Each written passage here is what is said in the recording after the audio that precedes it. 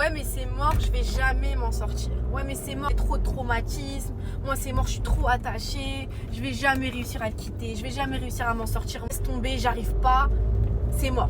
Les filles, je vais vous expliquer un truc tout bête. Ce que tu crois là, c'est faux. Que tu sois noir, blanc, jaune, que tu sois bête, intelligent, que tu sois je ne sais quelle origine, que tu habites dans je ne sais quel pays, que tu aies je ne sais quel traumatisme, que tu aies...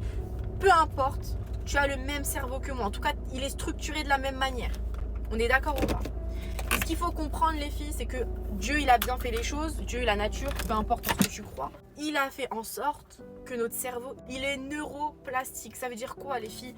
De manière simple, on n'est pas là pour faire des choses compliquées. Ça veut dire que le cerveau, jusqu'à la dernière seconde de ta vie, jusqu'à ton dernier souffle, ton cerveau peut se reprogrammer encore et encore et encore. Peu importe ton passé, peu importe tes traumas, ton cerveau peut se reprogrammer à l'infini. Ça va des deux côtés. C'est pour ça que si tu tombes tout le temps sur des hommes toxiques, et ton cerveau se reprogramme petit à petit négativement, va de plus en plus accepter l'inacceptable et des choses que tu n'aurais jamais acceptées dans le passé. C'est parce que ton cerveau se modifie encore et encore et encore. Il s'adapte à ce que tu lui donnes.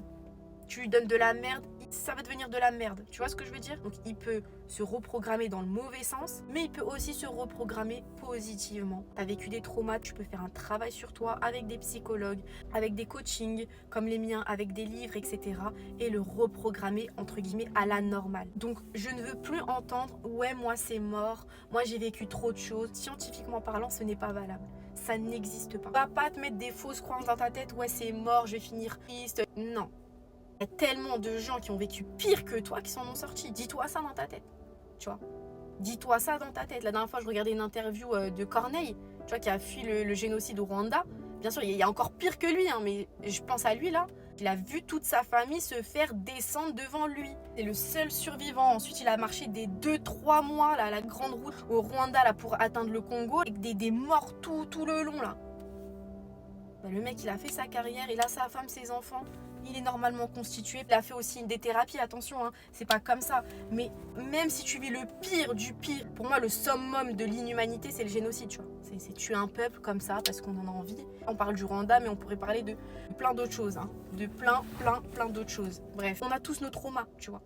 Comment ça se fait que lui, qui a vécu un génocide, toute sa famille, ils se sont fait descendre devant lui juste parce qu'ils étaient Hutus, je sais pas quoi, truc de tribu et tout. Tu vois, sans raison, quoi. Comment ça se fait que lui, il a réussi à passer au-dessus?